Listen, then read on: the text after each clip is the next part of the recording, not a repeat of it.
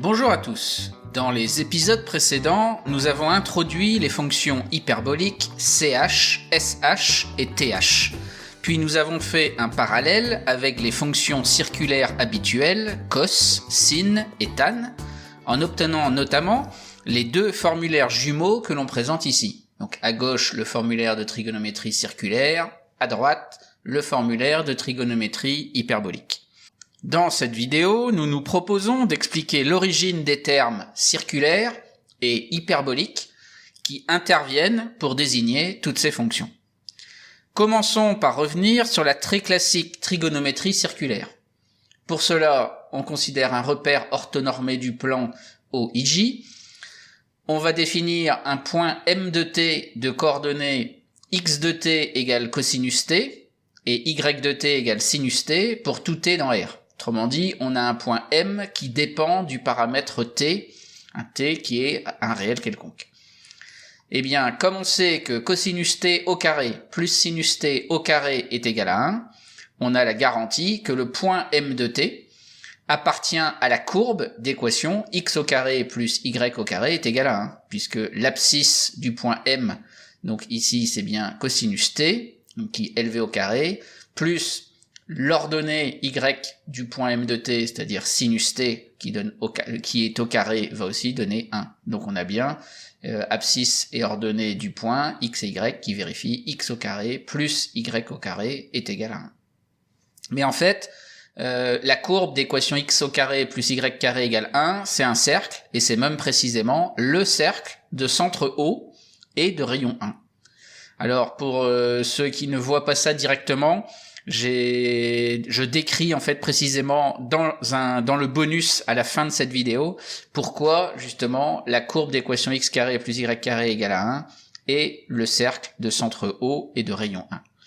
Et maintenant que l'on tient compte de ça, on comprend mieux pourquoi on connaît toute la théorie sur le cercle trigo et pourquoi on lit le cosinus et le sinus sur le cercle trigo. Puisque on a justement le point M de t, c'est un point qui se balade sur le cercle, et donc on peut lire en abscisse, donc l'abscisse du point c'est cosinus t, son ordonnée c'est sinus t, et on a tout ce que l'on a l'habitude de sortir sur le cercle trigo, que l'on retrouve comme ça. Maintenant, on passe à la trigonométrie hyperbolique. Donc ici, on travaille dans toujours un repère orthonormé OIJ du plan. On définit maintenant le point M de t de coordonnées x de t égale ch de t et y de t égale sh de t, donc là encore pour tout réel t. En tenant compte de la formule que l'on a déjà vue sur les cosinus et sinus hyperboliques, on sait que ch de t élevé au carré moins sh de t élevé au carré est égal à 1. Donc ici, le point M de t, il appartient forcément à la courbe d'équation, l'abscisse au carré, donc x au carré, moins l'ordonnée au carré, donc moins y au carré, est égal à 1. Et en fait, cette courbe-là, c'est une hyperbole. Donc là encore, dans le bonus que vous allez trouver à la fin de cette vidéo, j'explique pourquoi la courbe d'équation x au carré moins y au carré est égale à 1 est une hyperbole. Alors en fait, l'hyperbole que l'on obtient, c'est précisément, donc on se place dans le repère de départ, on considère les deux droites que je viens de tracer ici en orange et vert, et en fait l'hyperbole d'équation x au carré moins y carré égale 1, c'est la courbe que je viens de dessiner ici en mauve. Et donc, comme on vient de l'expliquer, M de t, il appartient à l'hyperbole, et donc quand on considère un point sur l'hyperbole, en fait son abscisse, ça va être ch de t, et l'ordonnée correspondante, ce sera obligatoirement sh de t. Et donc, comme avec le cercle trigonométrique, on a, lorsque le point M de t se balade sur l'hyperbole, on va pouvoir justement lire le cosinus hyperbolique en abscisse et le sinus hyperbolique en ordonnée. Donc comme ça, avec différents points qui se baladent sur l'hyperbole. Alors il faut bien dire une chose quand même, c'est que là sur les quelques points que j'ai mis en illustration, ils sont tous sur la branche de l'hyperbole qui est ici à droite et pas celle qui est à gauche. Alors ça s'explique parce que on sait que le cosinus hyperbolique de n'importe quel nombre réel t il est toujours supérieur ou égal à 1. Donc ça, il faut se référer à l'étude de la fonction cosinus hyperbolique. Et ça, c'est une propriété du cosinus hyperbolique. C'est un nombre qui est toujours supérieur ou égal à 1.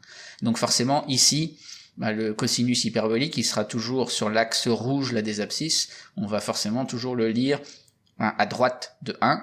Et donc c'est forcément donc si on veut, la lecture du cosinus hyperbolique en lien avec le sinus hyperbolique, ça se lira obligatoirement sur la branche de droite ici de l'hyperbole. Donc évidemment, je ne l'ai pas vraiment signalé, mais ça va sans dire.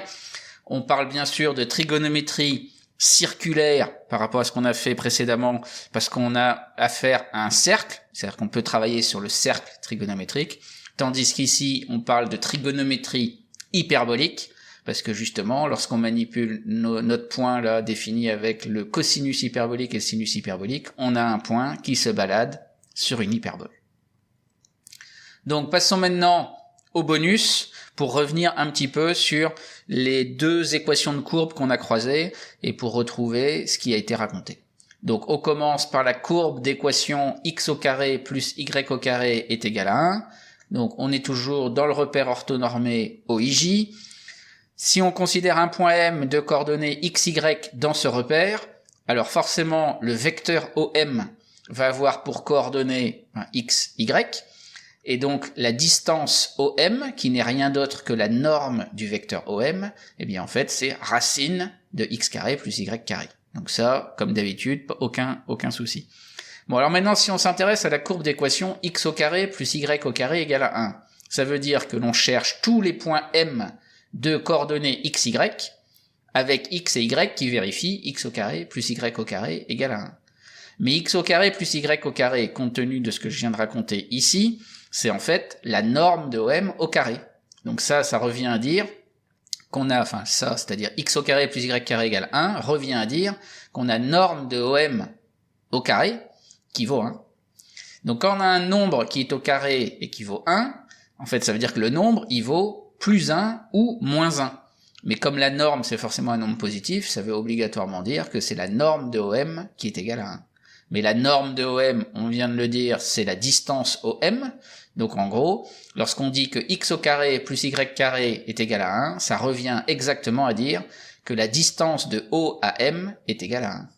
Or, les points M qui sont à distance 1 du point O, c'est obligatoirement tous les points M qui sont sur le cercle de centre O et de rayon 1. Et donc c'est pour ça que la courbe d'équation x carré plus y carré est égal à 1, eh bien le cercle de centre O et de rayon 1, et c'est pour ça qu'au début de la vidéo, on a expliqué que lorsqu'on faisait de la trigo circulaire, eh bien en fait, on travaillait sur le cercle trigonométrique habituel, qui est bien ce cercle-là. Passons maintenant à la courbe d'équation x au carré moins y au carré est égal à 1. Donc ici, on reprend le repère orthonormé OIJ, on l'appelle R, et dans ce repère-là, on va définir les deux vecteurs U et V, qui sont donc définis comme ça. Le vecteur U, c'est 1 sur racine de 2 fois le vecteur I plus J, et V, c'est 1 sur racine de 2 fois le vecteur moins I plus J, donc représenté ici. Alors, on peut faire les calculs, mais en regardant précisément, on constate que les deux vecteurs sont de norme 1, c'est-à-dire qu'en gros, ici, le bout des flèches est bien sur le cercle de centre O et de rayon 1. Et on peut aussi montrer que les deux vecteurs sont orthogonaux. Donc, en utilisant, en fait, leur définition, c'est pas bien compliqué. Donc, ça veut dire quoi? Ça veut dire que le repère OUV, c'est un repère orthonormé, que l'on va noter dans la suite R', et donc qui est représenté ici par la droite orange et la droite verte du dessin. Donc avant de passer à la suite, on va exprimer I en fonction de U et V et J en fonction de U et V, puisqu'ici en fait on a défini U et V à partir de I et J, donc là on va retourner le problème. Alors pour retourner le problème, on fait U moins V, donc en faisant le vecteur U moins le vecteur V, en fait le 1 sur racine de 2 fois J qu'on a ici, on va lui enlever à cause du moins là, le 1 sur racine de 2 fois J, donc les termes en J où le vecteur j là vont s'annuler, il va nous rester le 1 sur racine de 2 fois i, moins le 1 sur racine de 2 fois moins i. Donc on va bien récupérer 1 sur racine de 2 fois 2i, et comme 2 divisé par racine de 2, ça fait racine de 2, ça nous donne racine de 2 fois i. Et en multipliant des deux côtés par 1 sur racine de 2, ça nous donne i qui vaut 1 sur racine de 2 fois le vecteur u moins v. De même, on peut additionner u et v, ça permet d'éliminer en fait les vecteurs i, là, et donc on récupère que du j, et précisément on récupère racine de 2 fois j.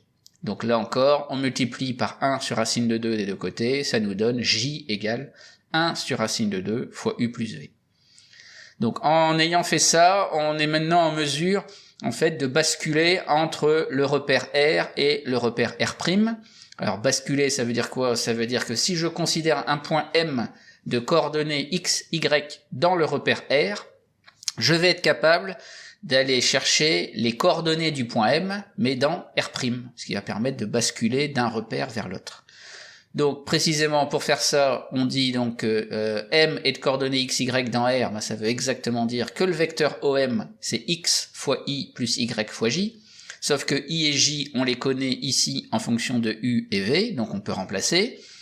Maintenant qu'on a remplacé, on va regrouper les termes en u, selon le vecteur u ensemble, donc il y a ici x fois 1 sur racine de 2 fois u, et ici il y a plus y fois 1 sur racine de 2 fois u. Donc en factorisant par 1 sur racine de 2, ça nous fait 1 sur racine de 2 fois x plus y, le tout donc fois le vecteur u. Et on fait pareil en v, et quand on regroupe tout ça, ça nous fait plus 1 sur racine de 2 fois moins x, puisque là il y a le moins qui est là, donc moins x, plus ici le y, le tout fois v. Donc ça veut dire quoi? Ça veut dire que j'avais le vecteur OM exprimé en fonction de i et j, et j'ai maintenant le vecteur OM exprimé en fonction de u et v. Donc en fait là, on a les coordonnées du point M dans le repère R'. Donc on peut noter ça comme ça, c'est-à-dire c'est un grand X fois u plus un grand Y fois v, avec grand X qui est la coordonnée ici en u, et Y, grand Y qui est la coordonnée ici en v. Donc en résumé, lorsqu'on travaille dans nos deux repères R et R', on a donc le point M qui a des coordonnées a priori différentes dans les deux repères, mais on a un lien pour passer des coordonnées dans R vers les coordonnées dans R'. Donc maintenant qu'on a démontré ces formules-là, on va pouvoir exploiter ça pour déterminer quelle est la courbe d'équation x au carré moins y carré est égal à 1. Alors précisément, quand on part de cette équation-là, donc c'est évidemment, on considère tous les points M de coordonnées x, y dans le repère R, avec x et y qui vérifient x au carré moins y au carré égale 1. Donc là, comme on a une différence de 2 carrés, ça nous fait évidemment penser à l'identité remarquable a carré moins b carré, ce qui nous permet d'écrire que ça nous fait x moins y fois x plus y est égal à 1.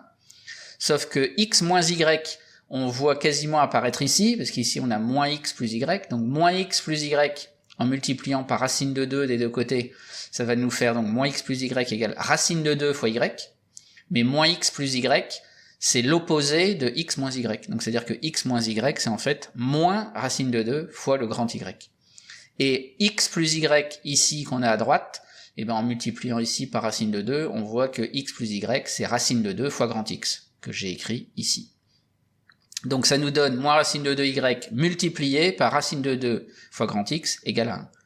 Donc là, on fait sauter les parenthèses si on veut, on a donc du racine de 2 fois racine de 2 qui fait 2, donc ça nous donne en fait moins 2 fois grand y fois grand x est égal à 1. Et donc pour avoir une idée de la courbe d'équation x carré moins y carré égale 1, en fait on va plutôt isoler ici le grand y, et ça nous donne donc grand y égale 1 divisé par moins 2x, mais qui peut aussi s'écrire y égale moins 1/2 fois 1 sur x. Alors ici, eh bien justement, on a donc l'équation de la courbe, mais dans le repère R', avec les nouvelles coordonnées, là, grand x, grand y. Et sous cette forme-là, on voit qu'on a affaire à une hyperbole. Alors peut-être que on est plus habitué à croiser l'hyperbole y égale 1 sur x, parce que c'est vraiment l'hyperbole la plus classique, mais évidemment, quand on a y égale une constante fois 1 sur x, c'est aussi une hyperbole. Alors on va voir précisément en fait sur un dessin quelle est l'hyperbole obtenue ici. Donc pour dessiner ça, on reprend ce qu'on a fait depuis le début, c'est-à-dire qu'on repart du repère R qui est le repère OIJ. On avait défini nos vecteurs U et V pour décrire le repère R' qui était le repère OUV. Donc ici en orange et vert, là les droites orange et vertes.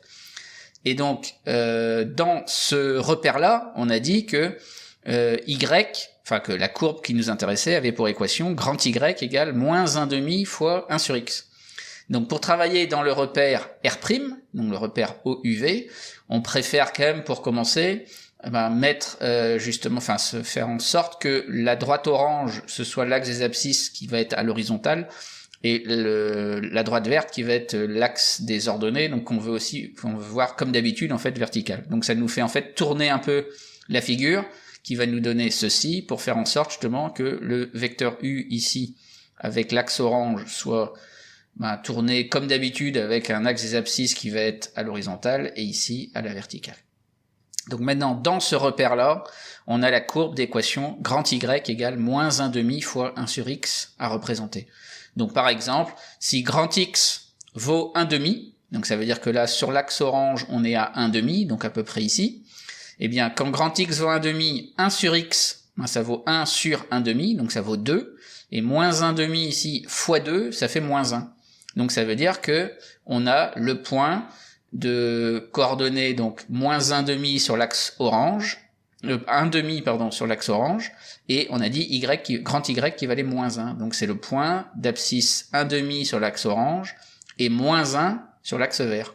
Donc on va se retrouver avec un point ici, et on constate en fait que quand grand X est positif, donc on est là à droite sur l'axe orange, le Y lui va être négatif, et donc on va avoir le Y sur l'axe vert là qui va être dans les négatifs. Donc on va avoir un bout de courbe qui est ici en bas à droite, et en revanche quand grand X est négatif, et bien là en multipliant par moins 1/2 ça va donner un nombre positif, donc le Y sera positif, donc sur l'axe vert on sera dans les positifs. Donc quand le X est là négatif dans l'axe orange, sur l'axe orange, le Y ici va être positif, et on aura un bout de courbe qui est par ici. Et précisément en fait on a l'hyperbole qui est celle-ci, donc qui est pas tout à fait comme je disais l'hyperbole d'équation Y égale 1 sur X qu'on a l'habitude de manipuler, mais c'est Y égale moins 1/2 fois 1 sur X. Donc c'est pour ça que l'hyperbole classique qui est Y égale 1 sur X, elle est justement il y a une branche de parabole ici à droite en haut à droite là, et l'autre branche, elle est ici en bas à gauche. Mais ici, comme on multiplie en fait le 1 sur X par une constante qui est négative, c'est ce que j'ai expliqué à l'instant, pourquoi ça bascule, en fait les branches sont pas dans la même zone que d'habitude, quoi. Bon, et maintenant qu'on a fait ça, ça veut dire qu'on a travaillé dans le repère R', qui était OUV. Donc maintenant, comme nous au départ, ce qui nous intéressait, c'était quand même de travailler dans le repère R, qui était le repère OIJ. On retourne à nouveau ce dessin-là pour remettre, si on veut, le repère OIJ à l'endroit, si on peut se permettre ce vocabulaire-là, ce qui fait qu'on récupère ceci. Et donc on retrouve bien l'hyperbole que l'on a évoqué tout à l'heure lorsqu'on parlait de trigonométrie hyperbolique, et c'est bien en fait la branche ici qui est à droite qui permet, lorsqu'on travaille avec des points de cette branche-là, qui permet de faire la fameuse trigonométrie hyperbolique, qui permet de lire en abscisse le cosinus hyperbolique et en ordonnée le sinus hyperbolique. Et je vous dis à bientôt pour d'autres vidéos.